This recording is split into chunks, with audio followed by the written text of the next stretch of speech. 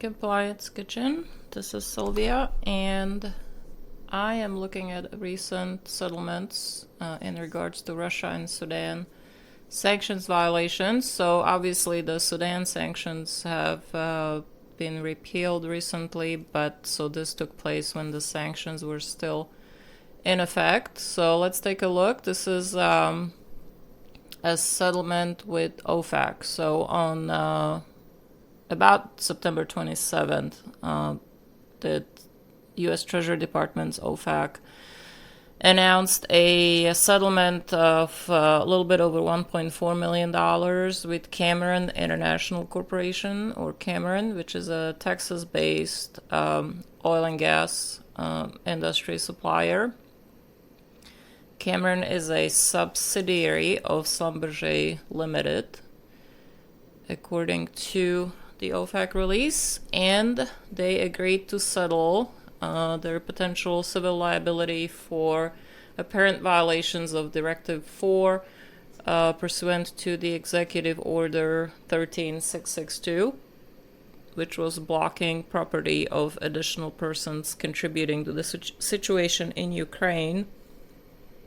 And the OFAC press release tells us that senior managers at Cameron approved contracts for its subsidiary, Cameron Romania SRL, to supply goods to Gazprom Neft Shelf, which is a Russian energy firm that was subject to the restrictions of the Directive 4 that was enforced pursuant to the executive order.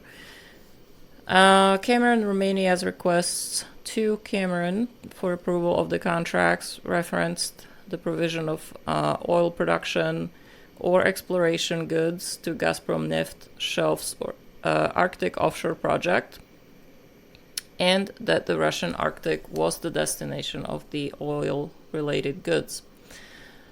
So this was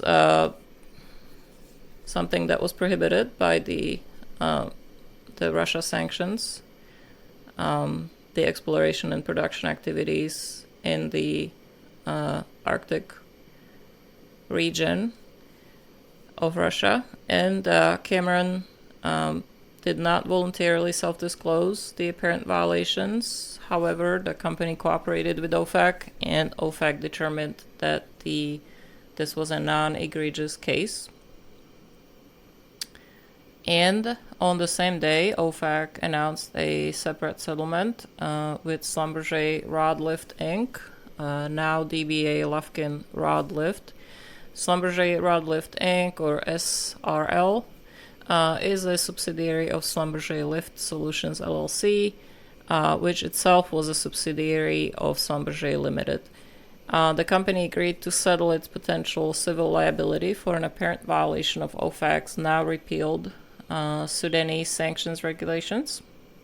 So OFAC tells us that 3 employees of Schlumberger Rod Lift facilitated the sale and shipment of oilfield equipment from a Canadian sub of Schlumberger to a Chinese joint venture of Schlumberger for delivery to Sudan.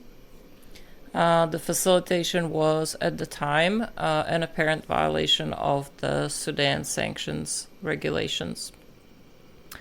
SRL, or Schlumberger Rod Lift, did not voluntarily self-disclose, but the company cooperated with OFAC, and OFAC determined that the case was non-egregious.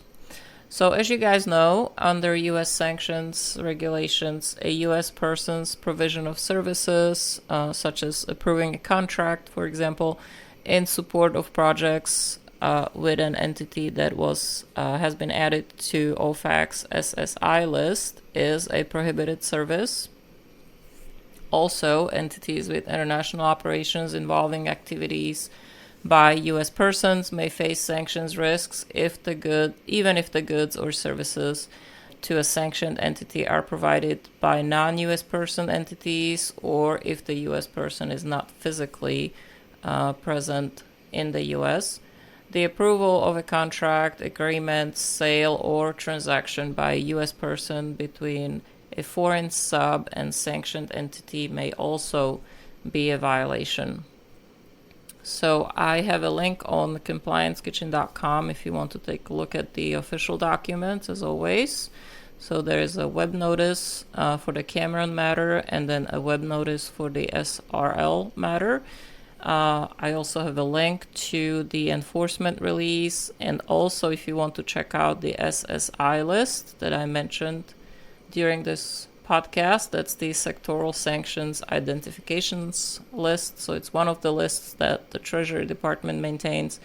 If you want to be more familiar with this one, I have also a link for you guys on compliancekitchen.com.